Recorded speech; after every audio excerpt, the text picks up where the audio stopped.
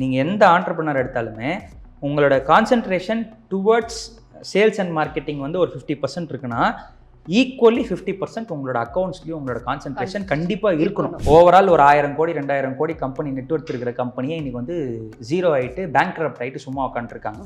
அதுக்கு காரணம் என்னென்னா, இன்னைக்கு வரைக்கும் நான் ஒரு 12-13 டிஃப்ரெண்ட் வெர்டிகல்ஸ் ஆஃப் பிஸ்னஸ் பண்ணுறேன். இன்னைக்கு என்னோட சேலரி என்ன இருக்கும்னு நினைக்கிறீங்க? ஒரு 6 டிஜிட்ல இருக்கும். 6 டிஜிட்ஸ்ல இருக்கும். ஆக்சுவலாக என்னோட சேலரி நீங்கள் சம்பாதிக்கிறது 50,000, அதில் ஒரு 10,000 ரூபாய் நீங்கள் ஸ்டாக்ல இன்வெஸ்ட் பண்ணுறீங்கன்னா தயவுசெய்து ஸ்டாக்ல இன்வெஸ்ட் பண்ணாதீங்க. நான் வந்து ஒரு சேவிங்காக ஸ்டாக்ல இன்வெஸ்ட் பண்ணுறீங்கன்னு நினச்சிங்கன்னா அது வந்து கண்டிப்பாக ஒரு நல்ல ஆப்ஷனே கிடையாது. டிமானிட்டைசேஷன் பண்ணதுக்கப்புறம் கூட இந்த புது கரன்சிஸில் கூட இப்போ ஃபேக் கரன்சிஸ் எப்படி பண்ணலான்னு பிளான் பண்ணிட்டு இருக்காங்க. ஆனால் கிரிப்டோ கரன்சிஸில் நீங்கள் ஃபேக் கரன்சிஸ் பண்ண முடியாது. இப்போ கிரிப்டோ கரன்சி அப்படிங்கிறது நம்ம இந்தியாவோட ஸ்டாக்ல எந்த அளவுக்கு ஒரு மேஜர் ரோலை ப்ளே பண்ணுது? எனக்கு தெரிஞ்சு ஒரு 20% ப்ளே பண்ணுதுன்னு நினைக்கிறேன். 20%. நீங்கள் 100 பேர்கிட்ட சர்வே எடுத்தீங்கன்னா ஒரு 10லேருந்து 15 பேர் தான் வந்து கிரிப்டோ கரன்சியில் போட்டிருப்பாங்க. ரிமைனிங் இருக்கிற 85 பேருக்கு இந்த பயம்தான். இப்போ எந்த பிஸ்னஸாக இருக்கட்டும் அதுக்கு வந்துட்டு நம்ம சேல்ஸ் மார்க்கெட்டிங் வந்துட்டு ரொம்ப முக்கியமான ஒரு விஷயமா வந்துட்டு இருக்குது. இப்போ நிறைய பேர் வந்துட்டு இப்போ அக்கௌண்ட்ஸ் சைடில் கான்சென்ட்ரேட் பண்ணுறதை விட சேல்ஸ் அண்ட் மார்க்கெட்டிங்கில் எந்த அளவுக்கு கான்சென்ட்ரேட் பண்ணணும் நீங்கள் நினைக்கிறீங்க? எல்லா பிஸ்னஸ் பர்சன்ஸுமே நீங்கள் எந்த ஆண்டர்ப்ரனர் எடுத்தாலுமே உங்களோட concentration towards sales and marketing வந்து ஒரு 50% இருக்குன்னா ஈக்குவலி 50% உங்களோட அக்கௌண்ட்ஸ்லையும் உங்களோட கான்சென்ட்ரேஷன் கண்டிப்பாக இருக்கணும். ஓகே. இதுக்கு வந்து ஒரு பெரிய எக்ஸாம்பிள் என்னன்னு பார்த்தீங்கன்னா, நிறைய கார்பரேட் பிராண்ட்ஸு சரிங்களா, அவங்களோட ஃபினான்ஷியல் டிசிப்ளின் இல்லாமல் கம்பெனியே இன்னைக்கு ஜீரோ ஆயிடுச்சு. ஓவரால் ஒரு 1000 கோடி 2000 கோடி கம்பெனி நெட்வொர்க் இருக்கிற கம்பெனியே இன்னைக்கு வந்து ஜீரோ ஆகிட்டு பேங்க்ரப்ட் ஆகிட்டு சும்மா உட்காந்துருக்காங்க. அதுக்கு காரணம் என்னன்னா, அவங்க வந்து அந்த அக்கௌண்டிங் சைடை வந்து மானிட்டர் பண்ணலன்னு அர்த்தம். இப்போ என்னோட கம்பெனி ஒரு 100 crores டர்ன் ஓவர் பண்ணுதுங்க மேம், சரிங்களா. அந்த 100 crores டர்ன் ஓவர் பண்ணுற கம்பெனியோட நீங்கள் உங்களோட கால்குலேஷன் மனசில் இருக்கும். என் கம்பெனி வந்து ஒரு 10 கோடி ரூபா சம்பாதிச்சிருக்கோன்னு ஒரு கணக்கு இருக்கும். ஏன்னா 10% மார்ஜின் வச்சுக்கோங்களேன். அப்போ 100 கோடிக்கு 10% எவ்வளோ ஆச்சு? 10 கோடி ஆச்சு. என் கம்பெனி 10 கோடி சம்பாதிச்சிருக்குது, நான் அதுக்கு தகுந்த மாதிரி நான் என்ன வேணால் செலவு பண்ணலான்னு உங்கள் மைண்ட் செட்டில் நீங்கள் பாட்டுக்கு செலவு பண்ணிகிட்டே வருவீங்க. ஆனால் அந்த செலவுக்கு எப்போ ஃபுல் ஸ்டாப் வைப்பீங்க? நீங்கள் கணக்கு பார்த்தா மட்டும்தான் ஃபுல் ஸ்டாப் வைக்க முடியும். புரியுதுங்களா?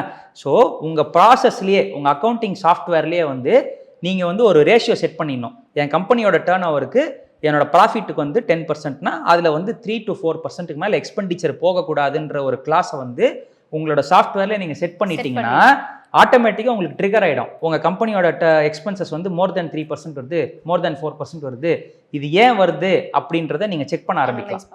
அதை அனலைஸ் பண்ணுறதுக்கு நீங்கள் அந்த டைம் கொடுக்கலன்னா உங்கள் கம்பெனி கடைசியில் ஜீரோ ஆகிடுங்க. ஏன்னா எக்ஸ்பெண்டிச்சர் பாட்டிக்கு போயிட்டே இருக்கும். ஏன்னா ஒரு பிராண்ட் வந்து பெருசாக டெவலப் ஆகணும்னா நீங்கள் நிறைய மார்க்கெட்டிங்க்கு செலவு பண்ணாதான் உங்கள் பிராண்டை வந்து எல்லா மக்களுக்கும் ரீச் பண்ணுற சினாரியோவில் தான் நம்ம இன்னைக்கு இருக்கோம்.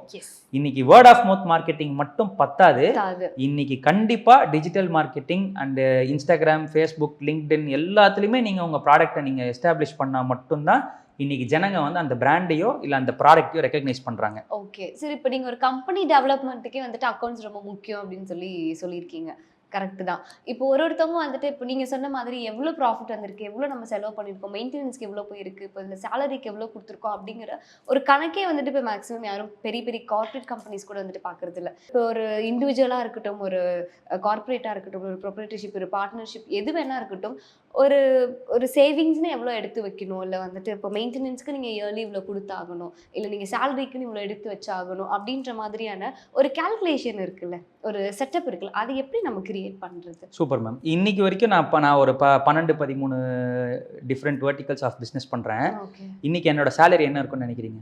ஒரு 6 டிஜிட்ல இருக்கும். 6 டிஜிட்ஸ்ல இருக்கும். ஆக்சுவலாக என்னோட சேலரி 50,000 தான். நான் நினச்சா 5 lakhs கூட ட்ராப் பண்ணலாம். ஆனால் நான் சேலரி 50,000 தான் ட்ராப் பண்ணுறேன். ஏன்னா என்னோட ஃபேமிலிக்கு 50,000 is more then enough. Okay, புரியுதுங்களா? நான் ரிமைனிங் இருக்கிற என்னோட டோட்டல் இன்வெஸ்ட்மெண்ட்ஸை நான் எப்படி தெரியுமா பிரிச்சிருக்கேன்? ஒரு 50% வந்து இன்னொரு பிஸ்னஸ் ஆரம்பிக்கிறதுக்கோ இல்லை அதே பிஸ்னஸோட டெவலப்மெண்ட்டுக்கு நான் இன்வெஸ்ட் பண்ணிடுறேன் என்னோட ப்ராஃபிட்டை. சரிங்களா? ரிமைனிங் இருக்கிற 50%, அந்த 50% வந்து அந்த பிஸ்னஸ் டெவலப்மெண்ட்டுக்கு ப்ளஸ் ஒரு புதுசாக ஒரு ப்ராப்பர்ட்டி வாங்குகிறோம், ஒரு டெவலப்மெண்ட் பண்ண போகிறோம், ஒரு ஃபேக்ட்ரி கட்ட போகிறோம் அப்படின்னா அந்த 50% ஆஃப் த ஃபண்டை வந்து நான் அதை யூஸ் பண்ணிக்கிறேன். ரிமைனிங் இருக்கிற 50% ஆஃப் த சேவிங்ஸில் வந்து நான் ப்ராஃபிட்டை வந்து நான் எப்படி சேவ் பண்ணுறேன்னா, ஒரு 20% வந்து ரியல் எஸ்டேட்டில் இன்வெஸ்ட் பண்ணுறேங்க மேம். ஓகே. ரிமைனிங் இருக்கிற 30%ல் ஒரு 10% வந்து ஸ்டாக் மார்க்கெட்டில் இன்வெஸ்ட் பண்ணுறேன். ஓகே. ஒரு 10% வந்து கோல்டில் இன்வெஸ்ட் பண்ணுறேன். ஓகே. ஒரு 5% வந்து எஸ்ஐபிலையும், ஒரு 5% வந்து இன்சூரன்ஸ் அண்ட் மற்ற ஹெல்த் இன்சூரன்ஸ், லைஃப் இன்சூரன்ஸஸ்லாம் நான் இன்வெஸ்ட் பண்ணுறேன் நான். ஸோ என்னோட டோட்டல் சேவிங்ஸில் 100%ல் 50% for the development of the company. Remaining இருக்கிற 50%ல 20% ஃபார் த ரியல் எஸ்டேட். என்னோட சேவிங்ஸை நான் வந்து லேண்டாக வாங்கி வச்சிருக்கீங்க. ஓகே. சரிங்களா? ரிமைனிங் இருக்கிற 30%ல ஒரு 5% to 10% வந்து ஸ்டாக்கு, ஒரு 5% to 10% வந்து எஸ்ஐபி, ஒரு 10% 5% கோல்டு, மீதி இருக்கிறது வந்து இன்சூரன்சஸ். ஓகே. இப்படி தான் பிரிச்சிருக்கேன். ஓகே. நீங்க இப்ப பிரிச்சதுல வந்துட்டு இப்ப நீங்க சொன்ன கோல்டா இருக்கட்டும், ரியல் எஸ்டேட்டா இருக்கட்டும், இப்போ ஒரு ப்ராப்பர்ட்டி நம்ம கண்ணு முன்னாடி இருக்கு, நம்ம பேர்ல ரிஜிஸ்டர் ஆயிருக்கு, இப்போ ஒரு கோல்டு வாங்கியிருக்கீங்கன்னா உங்களால அது இது பண்ண முடியும். இப்போ நீங்க ஸ்டாக்ல வந்துட்டு ஒரு 10 to 15% வந்துட்டு இன்வெஸ்ட் பண்றேன்னு சொல்லியிருக்கீங்க. ஸ்டாக் மார்க்கெட் ரொம்ப வருஷமா வந்துட்டு நம்ம நாட்டில் ப்ரிடிக்டே பண்ண முடியாம நம்ம ஒன்று நினைப்போம், ஒரு இதில் இன்வெஸ்ட் பண்ணுவாங்க, டக்குன்னு அது லாஸ் ஆகும், சில இடத்துல வந்துட்டு இன்க்ரீஸ் ஆகும், அது ப்ரிடிக்டே பண்ண முடியாத ஒரு விஷயமா இப்போ வரையுமே வந்துட்டு போயிட்டு இருக்கு. ஸோ நீங்கள் ஸ்டாக்ல இன்வெஸ்ட் பண்ணுவீங்க அப்படின்னு சொன்னனால இது உங்கள்கிட்ட கேட்கணும்னு நினச்சேன். இப்போ நிறைய பேர் வந்து ஸ்டாக்ல நான் இன்வெஸ்ட் பண்ணுறேன் அப்படின்னு சொல்லி அதுக்கான என்ன சொல்கிறது படிக்க செய்கிறாங்க, அதுக்கான கிராஃப் வந்துட்டு டெய்லி மானிட்டர் பண்ணி இன்வெஸ்ட் பண்ணுறவங்களும் வந்துட்டு இருக்காங்க. இப்போ ரொம்ப யங் ஏஜில் ஒருத்தவங்க வந்துட்டு ஒரு இதில் இன்வெஸ்ட் பண்ணணும், இப்போ ஒரு கிரிப்டோலேயே வந்துட்டு இன்வெஸ்ட் பண்ணணும் அப்படின்னா நீங்கள் அதுக்கு அவங்களுக்கு என்ன மாதிரியான ஒரு அட்வைஸ் வந்துட்டு கொடுப்பீங்க? நீங்கள் ஜென்ரலாகவே வந்து ஒரு எம்ப்ளாயியாகவே எடுத்துப்போம். நம்ம என்னோட சேலரி வந்து ஒரு 50,000 rupees இருக்குன்னு வச்சுக்கோங்களேன். 50,000 rupees சேலரி வாங்குறேன் நான், எவ்வளோ ஸ்டாக்ல இன்வெஸ்ட் பண்ணணும் அப்படின்னு கேட்டிங்கன்னா என்னோட ஆன்சர் எதுவுமே பண்ணாதீங்கன்னு சொல்லுவேன். பண்ணவே வேண்டாம். ஏன்னா அது லாஸ் அவங்களால பேர் பண்ண முடியாது. ஓகே. ஏன்னா உங்ககிட்ட நீங்கள் சம்பாதிக்கிறதே 50,000, அதில் ஒரு 10,000 ரூபாய் நீங்கள் ஸ்டாக்ல இன்வெஸ்ட் பண்ணுறீங்கன்னா தயவுசெய்து ஸ்டாக்ல இன்வெஸ்ட் பண்ணாதீங்க. ஏன்னா ஸ்டாக் மார்க்கெட் வந்து ரொம்ப வாலடைலாக இருக்குது. புரியுதுங்களா? அப் அண்ட் டவுன் இருக்குது. யாரெல்லாம் ஸ்டாக் மார்க்கெட்ல இன்வெஸ்ட் பண்ணனா என்னோட சர்ப்ளஸ் ஃபண்ட்ஸ் இருக்குது, அப்போதான் நான் ஸ்டாக்ல இன்வெஸ்ட் பண்ணணும். புரியுதுங்களா?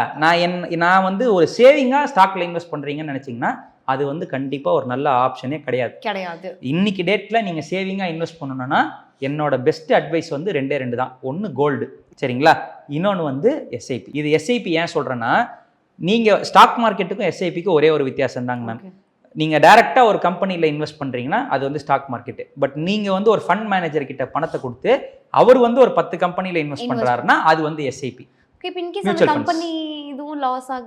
இல்லைங்க மேம், மோஸ்ட்லி எந்த மியூச்சுவல் ஃபண்டுமே லாஸ் ஆகாது. ஏன் அப்படி ஆகாதுன்னு நான் சொல்கிறேன்னா, எவ்ரி மந்த் ஸ்டார்டிங்கில் வந்து அவங்க ஃபேக்ட் ஷீட்னு ஒன்று கொடுப்பாங்க.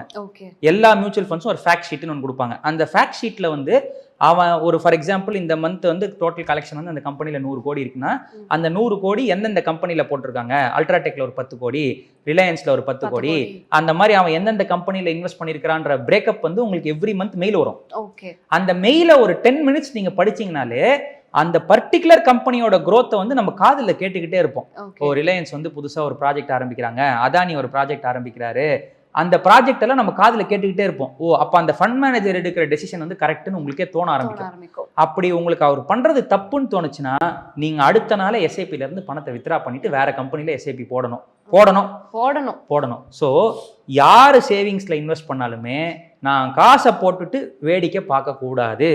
அதுக்குன்னு அட்லீஸ்ட் ஒரு மாசத்துல ஒரு 3 மணி நேரம் 4 மணி நேரமாவது டைம் ஸ்பெண்ட் பண்ணி அந்த சேவிங்ஸோட growth என்னன்றது மானிட்டர் பண்ணணும். என்ன கேட்டிங்கன்னா டெய்லி 10 minutes பண்ணுங்கன்னு சொல்லுவேன். டெய்லி 10 minutes பண்ணணும். ஸோ நீங்கள் ஸ்டாக் மார்க்கெட் வந்துட்டு நாட் ஃபார் இந்த எம்ப்ளாயிஸ்க்கு வந்துட்டு இல்லைன்றது வந்துட்டு சொல்லிட்டீங்க. ஸோ இப்போ ஸ்டாக் பற்றி நிறைய பேருக்கு வந்து நிறைய கேள்விகள் இருக்குது. நீங்கள் சொன்ன மாதிரி அது எப்போ ஏறுது, எப்போ இறங்குது, எப்படி இருக்குன்றதே வந்துட்டு ப்ரிடிக்ட் பண்ண முடியாத ஒரு விஷயமா இருக்குது. இப்போ நீங்கள் இன்வெஸ்ட் பண்ணுறீங்க அப்படிங்கும்போது உங்களுக்கு ஒரு அனலிட்டிக்கல் ஃபேக்டர் இருக்கும்ல, இது இப்படி தான் இருக்கும், இது இப்படி தான், ஓகே நம்ம இந்த டைமில் இது பண்ணலாம் அப்படின்னு சொல்லி ஒரு இது இருக்கும். இப்போ பேசிக்காக ஒரு அட்வைஸ் கொடுக்கணும், இல்லை வந்துட்டு இந்த ஸ்டாக்னா இதுதான்ப்பா அப்படின்னு சொல்லி நீங்கள் ரொம்ப ஒரு டீட்டெயிலாக ஒரு விஷயம் சொல்லணும் அப்படின்னா நீங்கள் என்ன சொல்லுவீங்க? ஸ்டாக் அதுக்கு மெயினாக என்ன சொல்லுவேன்னா, நீங்கள் அந்த மணி கண்ட்ரோல் ஆப் அந்த மாதிரி நிறைய ஆப்ஸ்லாம் இருக்கும். அந்த மாதிரி நிறைய ஆப்ஸ் இருக்குது. அந்த மாதிரி ஆப்ஸ் எல்லாம் நீங்கள் ஃபாலோ பண்ணும்போது அந்த பர்டிகுலர் ஸ்டாக்ல வந்து டாப் கெய்னர்ஸ் டாப் லூசர்ஸ்ன்னு போட்டிருப்பாங்க. அந்த டாப் கெய்னர்ஸ் டாப் லூசர்ஸ் வந்து நீங்கள் பார்க்காதீங்க. ஏன்னா அதை பார்த்து இன்வெஸ்டே பண்ணக்கூடாது. சரிங்களா? அதுக்கு பின்னாடி வந்து ஒரு பிஸ்னஸ் நியூஸ் கொடுப்பாங்க. அந்த ஒரு நியூஸையுமே நீங்கள் வந்து பார்த்து அந்த நியூஸ்ல வந்து ஒரு அப்டேட் கிடைக்கும் உங்களுக்கு. சரிங்களா? இப்போ ஃபார் எக்ஸாம்பிள் ரிலையன்ஸ் வந்து ஒரு புது ப்ராஜெக்ட் ப்ரொபோசல் பண்ணியிருக்காங்க, நான் இந்த கம்பெனியில் இன்வெஸ்ட் பண்ணலாமா வேணாமான்றது நீங்கள் அந்த ப்ராஜெக்ட் ப்ரொபோசல்ஸ் எல்லாம் வச்சு தான் நீங்கள் டிசைட் பண்ண முடியும். ஸோ அந்த மாதிரி நீங்கள் வந்து நியூஸை படித்தா மட்டும்தான் நீங்கள் ஸ்டாக் மார்க்கெட்டில் இன்வெஸ்ட் பண்ண முடியும். ஸோ இன்னைக்கு வந்து ஒரு காலையில் எந்திரிச்ச உடனே ஒரு 10 minutes வந்து டெய்லி நியூஸை படிங்க. அந்த நியூஸை படிச்சிங்கன்னா அதில் எந்த நியூஸ் வந்து அந்த நியூஸில் வந்து உங்களுக்கு ஏதாவது கண்டென்ட் கிடைக்குதான்னு பாருங்கள். அதை வச்சு அந்த பர்டிகுலர் இண்டஸ்ட்ரியில் நீங்கள் இன்வெஸ்ட் பண்ண ஆரம்பிக்கலாம். சரி, நீங்கள் ஸ்டாக் பற்றி இப்போ சொன்னீங்க. கிரிப்டோ கரன்சி அப்படின்ற ஒரு விஷயம் வந்து அது என்னது? நீங்கள் கிரிப்டோ கரன்சின்னு சொன்ன உடனே நான் கிரிப்டோ கரன்சி பற்றி 2011 ட்ரெயினில் போகும்போது எனக்கு பக்கத்தில் ஒருத்தர் இருந்தார். அவர் வந்து என்கிட்ட சொன்னார், என்கிட்ட ஒரு 10 பிட்காயின் வச்சிருக்கேன் அப்படின்னு சொன்னார் என்கிட்ட. நான் சொன்னேன் 10 பிட்காயின் அப்படின்னா என்னன்னு கேட்டேன். அவர் சொன்னார் இந்த மாதிரி கிரிப்டோ கரன்சின்னு சொன்னார். அப்போ வந்து டெக்னாலஜி கிடையாது, நமக்கு பெருசாக நாலேஜ் கிடையாது, அதை பற்றி நமக்கு என்னென்ன தெரியாது. இன்னைக்கு ஒரு கிரிப்டோ கரன்சியோட வேல்யூ வந்து 60 லட்ச ரூபாய். ஒரு 10 கிரிப்டோ கரன்சினா நீங்கள் கணக்கு போட்டிங்கன்னா அவர் வந்து 6 கோடி ரூபா பணம் வச்சிருக்காரு இன்னைக்கு டேட்டுக்கு. சரிங்களா? அந்த மாதிரி வந்து அப்போவே வந்து கிரிப்டோ கரன்சி பற்றி வந்து நிறைய டாக்ஸ் போயிட்டு இருந்தது. பட் ஆனால் நமக்கு ஒரு கரெக்டான பிளாட்ஃபார்ம், இன்வெஸ்டிங் பிளாட்ஃபார்ம் கிடைக்கல. அதை எப்படி வந்து அந்த அவேர்னஸே கிடையாது. இன்னைக்குமே கிரிப்டோ கரன்சி வந்து ஒரு புரியாத புதிராக தான் எல்லா ஜனங்களுக்குமே இருக்குது. கண்டிப்பாக. சரிங்களா? என்னை பொறுத்த வரைக்கும் இப்போதைக்கு நீங்கள் கிரிப்டோ கரன்சி எப்படி இன்வெஸ்ட் பண்ணணும்னா, நான் சொன்ன மாதிரி ஒரு பேசிக் அமௌண்ட், எனக்கு அந்த பணம் லாஸ் ஆனாலும் பரவாயில்ல அப்படின்ற மாதிரி உங்ககிட்ட ஒரு அமௌண்ட் இருந்ததுன்னா, ஃபார் எக்ஸாம்பிள் ஒரு 5,000 ஒரு 10,000 நான் போச்சுன்னா கூட பரவாயில்ல, நான் ஏதோ ட்ரை பண்ணேன், ஒரு எக்ஸ்பீரியன்ஸ்க்காக நான் அதை பண்ணேன் அப்படின்னு சொல்லிட்டு எதனா ஒரு ஃபண்ட் இருந்துச்சுன்னா அந்த ஃபண்டை வந்து நீங்கள் கிரிப்டோ கரன்சியில் இன்வெஸ்ட் பண்ணி வைக்கிறது நல்லது. என்ன கேட்டிங்கன்னா, லாங் ரன்ல கிரிப்டோ கரன்சியை வந்து எப்படி எடுத்துட்டு போவாங்கன்ற ஒரு கணிப்பே வந்து இன்னைக்கு வரைக்கும் யாராலையும் ஜட்ஜே பண்ண முடியல. ஏன்னா பாதி கண்ட்ரிஸ் வந்து அகேன்ஸ்டா இருக்காங்க, பாதி கண்ட்ரிஸ் வந்து ஓப்பனா அக்செப்டே பண்ண ஆரம்பிச்சிட்டாங்க. ஆமா, நான் கிரிப்டோ கரன்சி வாங்கிக்கிறேன் அப்படின்னு அக்செப்டே பண்ண ஆரம்பிச்சிட்டாங்க. So it is now in 50% stage. நீங்க எந்த டெசிஷனுமே இன்ஸ்டன்ட்டா எடுக்க முடியாது. பட் லாங் ரன்ல எனக்கு தெரிஞ்சு இது பாசிட்டிவ் சைட்ல தான் முடியறதுக்கு வாய்ப்பு இருக்கு. அதுக்கு காரணம் என்னன்னு பாத்தீங்கன்னா, நிறைய ஃபேக் கரன்சிஸ் வந்து மார்க்கெட்டில் சர்க்குலேட் ஆகிட்டே வருது. அதனால தான் இந்தியா வந்து டிமானிட்டைசேஷன் பண்ணாங்க. சரிங்களா? டிமானிட்டைசேஷன் பண்ணதுக்கப்புறம் கூட இந்த புது கரன்சிஸில் கூட இப்போ ஃபேக் கரன்சிஸ் எப்படி பண்ணலான்னு பிளான் பண்ணிட்டு இருக்காங்க. ஆனால் கிரிப்டோ கரன்சிஸில் நீங்கள் ஃபேக் கரன்சிஸ் பண்ண முடியாது. ஏன்னா அந்த அல்காரிதம் வந்து ரொம்ப ஸ்ட்ராங்காக இருக்குது. அது டெக்னாலஜிக்கலி ட்ரிவன் ப்ராடக்ட். அதனால நீங்கள் வந்து கிரிப்டோ கரன்சியை டெக்னாலஜிக்கலி ட்ரிவன் ப்ராடக்டை வந்து எஸ்டாப்ளிஷாக ஆகிறதுனால நீங்கள் வந்து கிரிப்டோ கரன்சியை தாராளமாக நம்பலாம். ஸோ உங்ககிட்ட இருக்கிற இன்வெஸ்ட்மெண்ட்டில் ஒரு 10%, சும்மா ஒரு 5%, எனக்கு அந்த பணம், நான் இங்கே போனேன், ஒரு பாருக்கு போகிறேன், ஒரு பப்புக்கு போகிறேன், நான் ஒரு 5,000 செலவு பண்ணிட்டேன், ஒரு 10,000 நான் போய் ஒரு ஹோட்டலில் 5 ஸ்டார் ஹோட்டலில் சாப்பிட்டேன் அப்படின்ற மாதிரி நினச்சிட்டு நீங்கள் இன்வெஸ்ட் பண்ணிங்கன்னா அந்த பணம் கண்டிப்பாக உங்களுக்கு நல்ல ரிட்டர்ன்ஸ் கொடுக்கும். ஆனால் அதை நம்பி நீங்கள் இருக்கக்கூடாது. ஓகே சார், நீங்கள் இப்போ சொன்னீங்க கிரிப்டோ கரன்சி வந்து அல்காரிதமே டிஃப்ரெண்ட்டாக இருக்குது அப்படின்னு சொல்லி. இப்போ நீங்கள் சொன்ன மாதிரி இப்போ நம்ம இதில் வந்துட்டு பணப்புழக்காட்டமே வந்துட்டு இப்போ நிறைய கல்ல நோட்டு அந்த மாதிரிலாம் வந்துட்டு அடிக்கிறாங்க. பட் அது எப்படி இருந்தாலும் நம்மளால் அது கண்ணில் பார்க்க முடியுது, அதை நம்மளால தொட முடியுது, இதுதான் அது அப்படிங்கிறது நமக்கு தெரியுது. நீங்கள் சொல்கிற மாதிரி இந்த கிரிப்டோ கரன்சி, இந்த அல்காரிதம் பாம்பர மக்களுக்கு இது ரொம்பவே கஷ்டமாக இருக்குது இப்போ வரையும். அதனால தான் மேம் அந்த 50% சொன்னது. புரியுதுங்களா? இந்தியா மாதிரி ஒரு கண்ட்ரியில் வந்து பார்த்தீங்கன்னா அந்த டெக்னாலஜிக்கலி யூஸ் பண்ணுறவங்க வந்து பார்த்தீங்கன்னா ஒரு 30-40% தான் இருக்காங்க. அவங்களால தான் கிரிப்டோ கரன்சி யூஸ் பண்ண முடியும். ரிமைனிங் இருக்கிற 60% ஆஃப் த பீப்புளுக்கு வந்து கிரிப்டோ கரன்சி புரியாததுக்கு காரணமே வந்து என்னன்னா, அது டெக்னாலஜிக்கலி ட்ரிவன் ப்ராடக்டாக இருக்கும். சரிங்களா? அதை வந்து கண்டிப்பாக எல்லா மக்களும் யூஸ் பண்ணுற மாதிரி அந்த கிரிப்டோ கரன்சியை கொண்டு வரதுக்கு உண்டான எல்லா வேலைகளும் எல்லா கண்ட்ரிஸும் பண்ணிட்டு இருக்காங்க மேம். ஓகே, இப்போ நம்ம கண்ட்ரி எப்படி எல்லாருக்கும் பேங்க் அக்கௌண்ட்டே கஷ்டமாக இருந்தது, கவர்மெண்ட் ஒரு சூப்பர் இனிஷியேட்டிவ் எடுத்தாங்களா, எல்லாரும் ஒரு பேங்க் அக்கௌண்ட் ஓப்பன் பண்ணோம், எல்லாரும் பேன் ஆதார் லிங்க் பண்ணோம், எல்லாருக்கும் பேங்க் அக்கௌண்ட் கண்டிப்பாக மேண்டேட்ரி. அந்த மாதிரி கிரிப்டோ கரன்சியும் ஒரு மேண்டேட்ரி ஃபார்மேட்டாக கொண்டு வந்து எல்லாருக்கும் அதை இம்ப்ளிமெண்டேஷன் பண்ணுறதுக்கு உண்டான வாய்ப்புகளும் ஃபியூச்சரில் இருக்கலாம். நான் சொல்கிறது ஒரு 2030 2040 நடக்கலாம். ஓகே சரி, இப்போ வந்துட்டு நீங்கள் சொன்னீங்க எல்லா கண்ட்ரிலையுமே அதுக்கான இனிஷியேட்டிவ் எடுத்துட்டு இருக்காங்க அப்படின்னு. இப்போ நம்ம இந்தியா பொறுத்த வரையும் அது எந்த மாதிரியான ஸ்டேஜில் இருக்குன்னு நினைக்கிறீங்க? இந்தியா வந்து டைலமால தான் மேம் இருக்காங்க. ஆமாம் மேம், அவங்க அக்செப்ட் பண்ணலாமா வேணாமான்ற மைண்ட் செட்ல தான் மேம் இப்போதைக்கு இருக்காங்க. ஏன்னா வந்து அவங்களோட கிரைட்டீரியா வந்து எவ்வளவு பேருக்கு காசு போட்டாலும் அதை எடுத்து கையில வச்சுக்கிற மக்கள் தான் நிறைய பேர் இருக்காங்க மேம். அந்த மைண்ட் செட் மாறுறதுக்கு எல்லாருமே முதல்ல எல்லா பிஸ்னஸையும் பிளாக்ல இருந்து ஒயிட்டா மாற்றணும். அதை ஒயிட்டா மாத்தினா மட்டும்தான் நீங்க கிரிப்டோ கரன்சி இந்தியாவில் பெரிய லெவலில் கொண்டு வர முடியும். சரி, இப்போ கிரிப்டோ கரன்சி அப்படிங்கிறது நம்ம இந்தியாவோட ஸ்டாக்ல எந்த அளவுக்கு ஒரு மேஜர் ரோலை பிளே பண்ணுது? நீங்க எனக்கு தெரிஞ்சு ஒரு 20% பிளே பண்ணுதுன்னு நினைக்கிறாங்க. 20%, அவ்வளவுதான். கிரிப்டோ கரன்சி வந்து 20% தான் மேம் பிளே பண்ணுது. இன்வெஸ்ட்மெண்ட் சைடில் எடுத்தீங்கன்னா ஒரு 10 to 20% ஆஃப் த பீப்புள் தான், என்டையர் பாப்புலேஷனில் ஒரு 10 to 20% தான் இன்வெஸ்டே பண்ணியிருக்காங்க மேம் கிரிப்டோ கரன்சியில். ஆமாம், ரிமைனிங் இருக்கிற 80% வந்து gold, real estate, stock market, mutual funds இப்படி தான் மேம் இன்வெஸ்ட் பண்ணியிருக்காங்க. அந்த 20% ஆஃப் த பீப்புள் தான் வந்து எனக்கு தெரிஞ்சு நீங்கள் 100 பேர்கிட்ட சர்வே எடுத்தீங்கன்னா ஒரு 10லேருந்து 15 பேர் தான் வந்து கிரிப்டோ கரன்சியில் போட்டிருப்பாங்க. ரிமைனிங் இருக்கிற 85 பேருக்கு இந்த பயம் தான், போட்டால் என்ன ஆகிடுமோ. ஏன்னா வந்து இன்னைக்கு சம்பாதிக்கிறது ரொம்ப கஷ்டமாயிடுச்சுங்க மேம். அதனால அவங்களுக்கு ஒரு பயம் என்னன்னா, நம்ம போட்டு காசு காலி ஆயிடுச்சுன்னா, நீங்கள் சொன்னதான் அது கண்ணிலே பார்க்க முடியாது, அது எங்கே இருக்குதுன்னே தெரியாது, அதை நான் எப்படி நம்புறது அப்படின்ற அந்த பயம் வந்து இருக்கிறதுனால தான் எல்லாருக்குமே இந்த பயம் இருக்குங்க மேம். அதனால தான் ஒரு 10 to 15% ஆஃப் த பீப்புள் தான் வந்து கிரிப்டோ கரன்சிஸில் இன்வெஸ்ட் பண்ணுறாங்க மேம்.